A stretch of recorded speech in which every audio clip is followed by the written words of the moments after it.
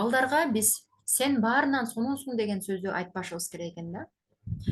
Сен баарынан сонунсуң, ошон үчүн ушул ишти кылып койдуң, сен сонунсуң да, сен баарынан жакшысың да деген сөздү көпчүлүк балдар мындайча айтканда башкаларга барып, мисалы үчүн ошол эле мектепке барганда, ошол эле баягы институтка барганда, коллективге барганда деле дайыма өзүн башкаларга салыштырат экен да, канчалык аракет кылса дагы башкалардан жакшы болуп кете албаса, башкалардан сонун болуп кете албай калса, алар стресс болушат экен.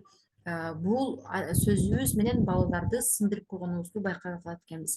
Тескерисинче, кече көрдүңбү, тамганы акырын жайып окуп аттың эле, бүгүн бат окуп калдың, же болбосо кече кийимдерди мынтип жуудуң эле, бүгүн таза жууп калыптырсың, идиштерди таза жууп калыптырсың, же болбосо кара, былтыр жөн эле мынтип жүрдүң эле, быйыл олимпиаданын жеңүүчүсү болдуң, же болбосо чемпион болдуң, быйыл чоң болуп, сулуу кыз болуп калдың деген сыяктуу өзү менен салыштырган сөздөрдү айтышыбыз керек экен.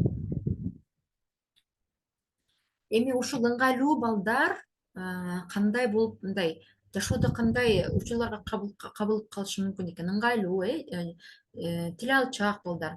Мындайча айтканда, статистика боюнча статистика боюнча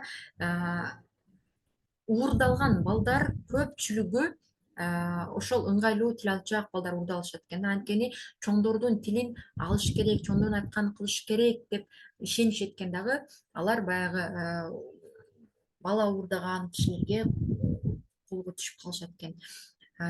Демек, чоң болобу, кичине болобу өзүнүн оюн айтканды, каршы болгонду дагы балдарга үйрөтүшүбүз керек экен да.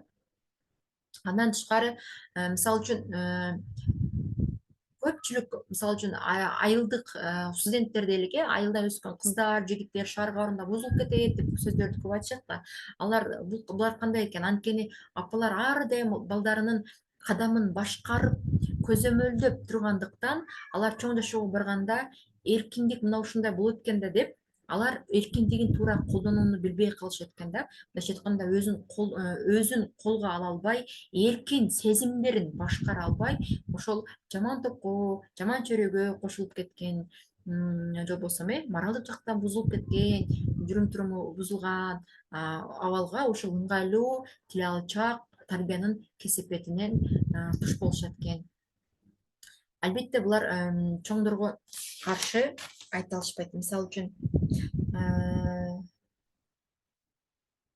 эгерде мисалы үчүн мектепте мугалимдер адилетсиздик кылып аткан болгон болсо, же болбосо дагы башка кылып аткан болсо, булар чоңдорго каршы эч качан оюн айта албай, мугалимдин айтканы 100% туура деген балдар ушулар болот экен да. Мен жана айттым го, 25 май деп дускага жазып койгон мисалым ушул жерге айтам деп алып, жана башта айтып алыптырмын. Чоңдорго каршы айта албайт, чоңдордун айтканы туура деп жүрө беришет.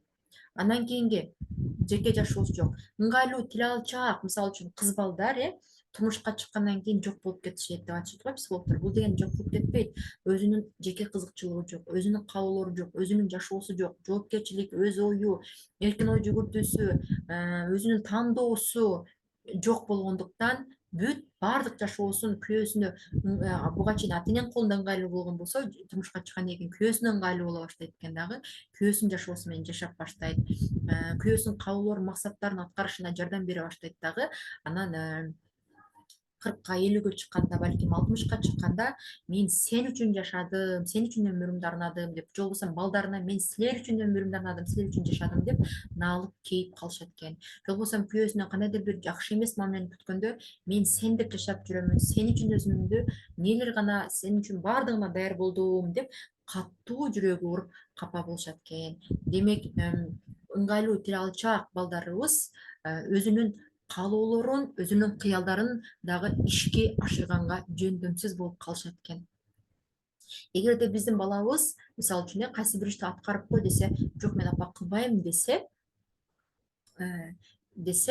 анда бул балабыздын өз ою бар экендигин түшүнүшүбүз керек экен. Бирок таптакыр биздин тилибизди албай, адам катары, ата эне катары кабыл албаганы, ал башка тема, ал башка көйгөй. Бирок дайыма сиз айтканыңызда хоп деп тура калып, айткан бир да каршылыгы жок приказыңызды, буйругуңузду аткарып аткан балаңыз болгон болсо, анда кайгырышыбыз керек, анда өкүнүшүбүз керек экен.